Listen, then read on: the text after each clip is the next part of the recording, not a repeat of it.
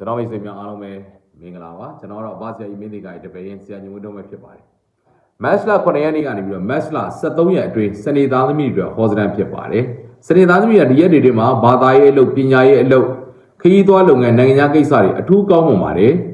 စက်တူရှယ်ယာကိစ္စတွေလည်းအောင်မြင်ပါလိမ့်မယ်မြေအမွေဖုံးဆိုင်ဆက်ကောင်းသောဝင်ခြင်းတွေကြုံတွေ့ရတတ်ပါတယ်ဆန်စီစေးစားပဲပြောင်းအင်္ဂါနဲ့ကြာသာပြည်ရဲ့လုပ်ငန်းတွေအထူးအကျိုးပေးကောင်းမှာပါတယ်နော်ငွေကန်လည်းကောင်းနေပါတယ်အလှမင်္ဂလာပွဲလေးတွေလည်းကြုံရတတ်ပါတယ်ဗျဘာသာရေးလုပ်လေးတွေကံပိုကောင်းလေးဆိုတဲ့ကိန်းမျိုးပါပဲဆွေမျိုးမိတ်ဆွေတွေရဲ့မကောင်းတဲ့တော့ကြားရတတ်ပါတယ်အောက်တငယ်သားကိစ္စရွှေကိစ္စအထည်ထီးဖက်နှက်ကိစ္စတွေကတော့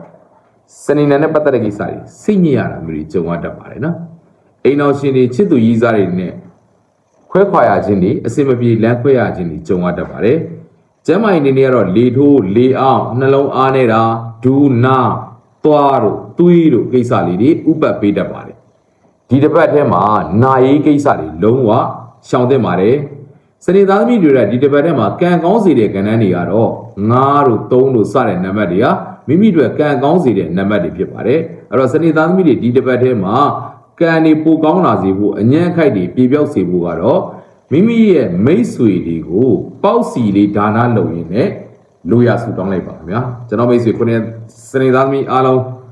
ကျမ်းမာချမ်းသာပြီးလူရည်စန္ဒတွေအမြန်ဆုံးပြည့်ဝပါစေလို့ကျွန်တော်ကဒီကနေပြီးစုမကောင်းတောင်းပေးလိုက်ပါတယ်ခင်ဗျာ